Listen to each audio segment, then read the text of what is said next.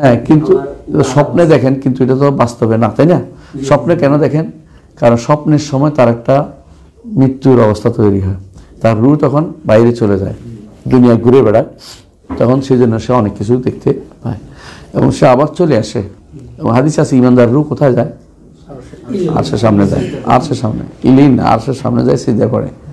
কাফের রূহ যাইতে পারে না, ওখানে উপরে উঠতে পারে না। ইমানদার রূহ আরশের সামনে যায়, সৌভাগ্য ইমানদারের জন্য। এই রূহ আপনাকে রেখে আরশে কত দূর গেছে হিসাব করতে পারবেন? সূর্য কত লক্ষ মাইল দূরে? হ্যাঁ, বলে না, এত 13 লক্ষ গুণ, কত যে গুণ দূরে। সূর্য কিন্তু আসমানে না, সূর্য নিচে, সূর্য কিন্তু আসমানের নিচে। এরকম আসমান, 7 আসমান ভেদ করে তারপরে আরশের কাছে যাইয়া আল্লাহর সামনে যাইয়া সিজদা করে। কত দূর ক্ষণিকের মধ্যে এটা চলে গেছে, আবার ক্ষণিকের মধ্যে আবার চলে আসতেছে। জীবিত হওয়ার পরে মানে তো আবার চলে আসতেছে শরীরের মধ্যে, তাই না? এটা একটা, এই যে গতিটা, এই গতি মানুষ খুঁজে পায় না। মানুষ শুধু কেবল আলোর গতি খুঁজতেছে, রুহের গতি এটা আরো বড় মারাত্মক। আলোর গতি খুঁজতেছে, যে আলোর গতি হচ্ছে সবচেয়ে বেশি গতি, কিন্তু রুহের গতি যে হচ্ছে কত বড় গতি, এটা কে বুঝাবো? তার এটা বোঝানোর কোনো ক্ষমতা কি আমাদের আছে? এটা কোনো ক্ষমতা নেই। এই রুহটা আসলে সম্পর্কে ইমাম ইবনে কাইয়্যিম রাহমাতুল্লাহ একটা গ্রন্থ আছে, আর রূহ, কিতাবুর রূহ। এটা শুদ্ধ বই, যারা এটা নিয়ে উচ্চবাচ্য করে তারা না জানি উচ্চবাচ্য করে।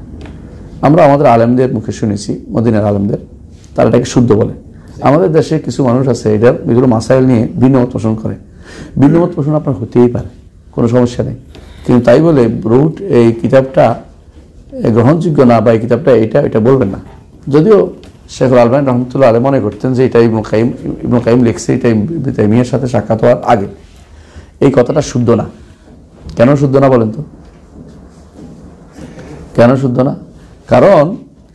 কারণ এই বইয়ের মধ্যে আছে, এই বইয়ের মধ্যে আছে, আমি আমার ওস্তাদ জিজ্ঞাসা করেছি ইবনে তাইমিয়াকে, এই বইয়ের মধ্যে আছে, আমার ওস্তাদ এটা বলেছেন, ইবনে তাইমিয়া বলেছেন। বোঝা গেল যে এটাকে আপনি কোনোদিন বলতে পারেন না যে এই বই তিনি আগে লিখছেন পরে লিখতেন না, এরকম কথা বলতে পারেন না। যে সমস্ত মাসাইল ঘটনা মতভেদ করে, এই মাসাইলগুলো আসলেই কোনো বড় ধরনের কোনো কিছু না, এগুলো আসলে সত্যতা আছে, হতেও পারে, এগুলো নিয়ে বাড়াবাড়ি করার কোনো সুযোগ নাই। বুঝে আসছে? সবগুলি মাসাইল এরকম। এটার উপরে বোধহয় আমাদের একটা ইসলাম কিতাবুর রূহের সংক্ষিপ্ত বোধহয় একটা আলোচনা আছে, সম্ভবত মনে আসছে না এখন, islamhouse.com আলোচনা আছে সম্ভবত। হ্যাঁ, এটার উপরে লিখেছিলাম একটা বিষয়ের উপরে, রূহ নিয়ে।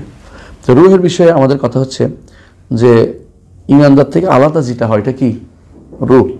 রূহ সৃষ্ট জিনিস। রূহ কি? সৃষ্ট জিনিস। রূহ আল্লাহ তাআলার একটি সৃষ্টি, এবং প্রত্যেকের রূহ আল্লাহ তাআলা সৃষ্টি করেছেন। ফু দিয়ে দেন কে? একজন ফেরেশতা রূহটা ফুঁকে দেন শরীরের মধ্যে। দেখুন, মানুষের 3টা জীবন আছে।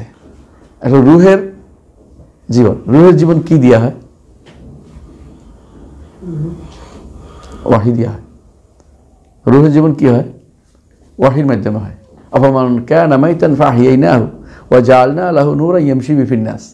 ওয়াহীর মাধ্যমে যে জীবনটা মানুষের আসে, অন্তরের অন্তরের জীবনটা আসে কি দিয়ে?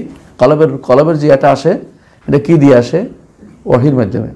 যেই কেন মৃত বলা হয়েছে যে কাফের মৃত কেন? কারণ অন্তরটা মৃত, অন্তরটার মধ্যে পড়ে নাই, ওয়াহীর আলো পড়ে নাই, এই জন্য সে মরা, সে মৃত।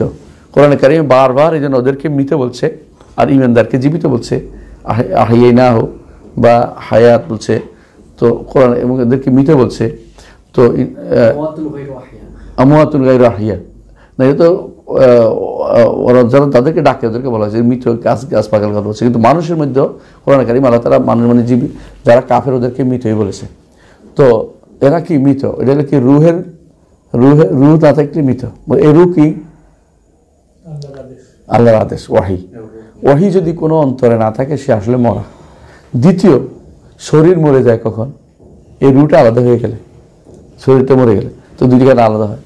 তো আরেকটা জিনিস আছে, জগতের অন্যান্য জিনিসের যে রূহটা আছে, এটা কিসের মধ্যে?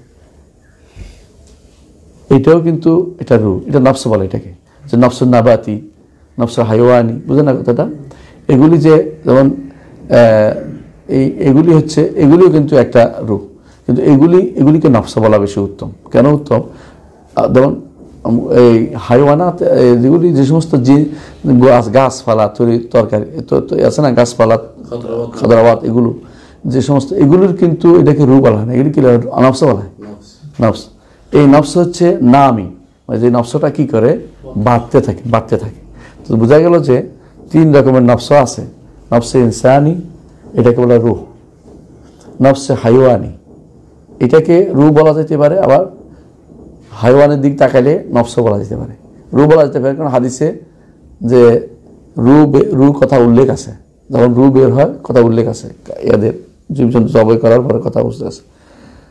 3 নম্বর হচ্ছে যে সমস্ত এই উদ্ভিদগুলোর মধ্যে যে রূহটা আছে, এটাকে নফস বলা হয়। এটা আর রূহ হয় না, কোনো রূহ না। তাহলে নফসে ইনসানি শরীফ, এটা 2টা রূহ হয়, নফস বলা হয়। ইয়া তো নফসুল মুতমাইন্না বলছে না, কিন্তু এটাকে স্বাভাবিকভাবে এটা রূহ, সর্বাবস্থা এটা রূহের জায়গাটা বেশি। নফস 3 ভাগে বিভক্ত, নফস হলে 3 ভাগে বিভক্ত, রূহ নফসুল মুতমাইন্না, নফসে লাওয়ামা আর নফসে আম্মারা। তো নফসে আম্মারা আবার রূহের সিফাত না। নফসে আম্মারা কি করে? খারাপের দিকে নিয়ে যায়। রূহ এই নিয়ে যাওয়ার কাজটা রূহের দ্বারা, রূহের সিফাতের ভিতরে পড়তেছে না। তো এই জন্য মানুষের যে রূহটা বা ফেরেশতাদের রূহ হচ্ছে এমন একটা রূহ যেগুলো, ফেরেশতাদের রূহ মোটেই খারাপের দিকে নেয় না। মানুষের রূহ কিছু খারাপের দিকে নেয়, কিন্তু সেটা বেশিরভাগ ভালোর দিকে নেয়। জিনদের রূহ বেশি খারাপের দিকে নয়, কিছু কিছু ভালোর দিকে আসে। পার্থক্য বুঝছেন? 3 রকম হয়েছে। এর মধ্যে মানুষ যেটা আমাদের সৃষ্টি, যেটা রূহটা এটার মধ্যে আবার মাঝে মধ্যে এটা নফসে আমারা হয়, নফসে লাওয়ামা হয়। নফসে মুতমাইন্না এটা কালবে সালিম, একই জিনিস। নফসুল মুতমাইন্না এটা কালবে সালিম, ইল্লা মান আতাল্লাহ বিকালবিন সালিম। ইয়া আইয়ুহা নফসুল মুতমাইন্না ইরজিউ রাব্বিকা, এটা বলা হবে। তো নফসুল মুতমাইন্না হচ্ছে কালবে সালিম, বুঝে আসছে? এবং এটা হচ্ছে রূহ শরীফ। আর যে হাইওয়ানাতের রূহ, এটা স্বাভাবিকভাবে কি রূহ এবং নফস 2টা একসাথে। কারণ হাইওয়ানাতের উপর কোনো ইয়া নাই, তাকলিফ নেই। এই জন্য হাইওয়ানাতের রূহ বের হয়, খারাজাতির রূহ। হাদিসে আছে যা দিয়ে বের হয় রক্ত প্রবাহিত আনহিরিদ্দাম, রূহ। তারপর হচ্ছে আর ইয়াতে যেগুলি নাবাতাত আছে, এগুলি রূহ বলা হবে না, এগুলি কি বলা হবে? নফস। বুঝতে পারছে পার্থক্য এখানে? এর বেশি আর কিছু না। এর বেশি পার্থক্য করতে গেলে বিপদ হবেন। আমি এই মাসালা এটা নিয়ে, রূহ এবং নফস নিয়ে অনেক লম্বা পড়ছি, 6 মাস পড়ছি। কি জন্য? কারণ বাধ্য ছিলাম।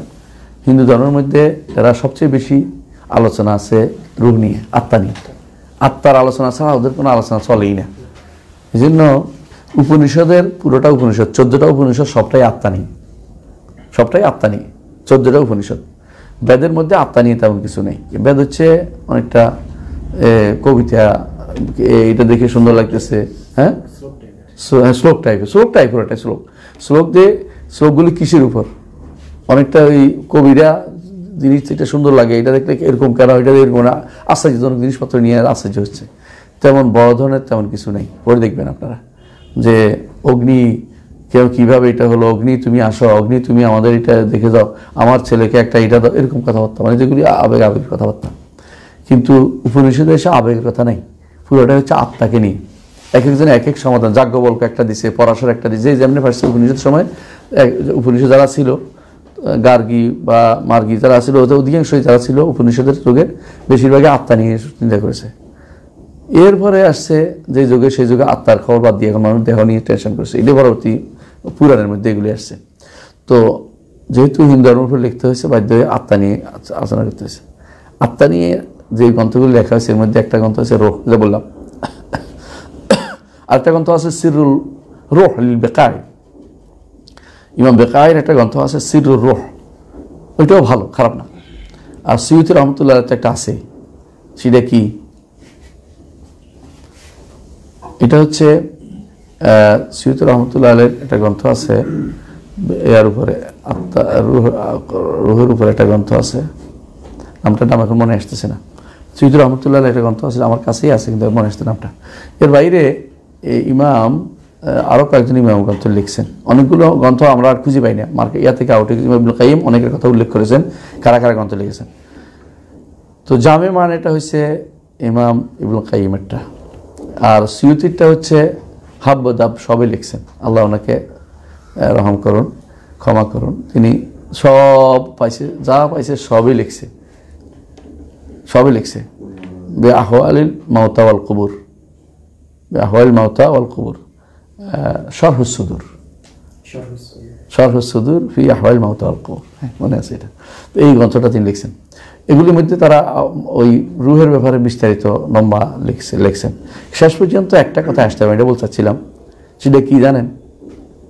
কুলির রুহ মিন আমরি রাব্বি ওয়া মা উতীতুম মিনাল ইলমি ইল্লা কালিলা। সর্বশেষ আসতেই হবে। যত মানুষ এ পর্যন্ত লিখেছে সবশেষ এটাই বলেছে, রুহ হচ্ছে আমার রবের নির্দেশ, তোমাদেরকে ব্যাপারে খুব কমই জ্ঞান দেওয়া হয়েছে। এটা আসতেই হবে। যতই আপনি পড়েন এটা বলছে, এটা বলছে, এটা বলছে, এটা বলছে, শেষ পর্যন্ত দেখবেন যে এটা কুলির রুহ মিন আমরি রাব্বি ওয়া মা উতীতুম মিনাল ইলমি ইল্লা কালিলা। এই জন্য যেটুকু আমরা জানছি এর বাইরে জানার দরকার মনে করছি না।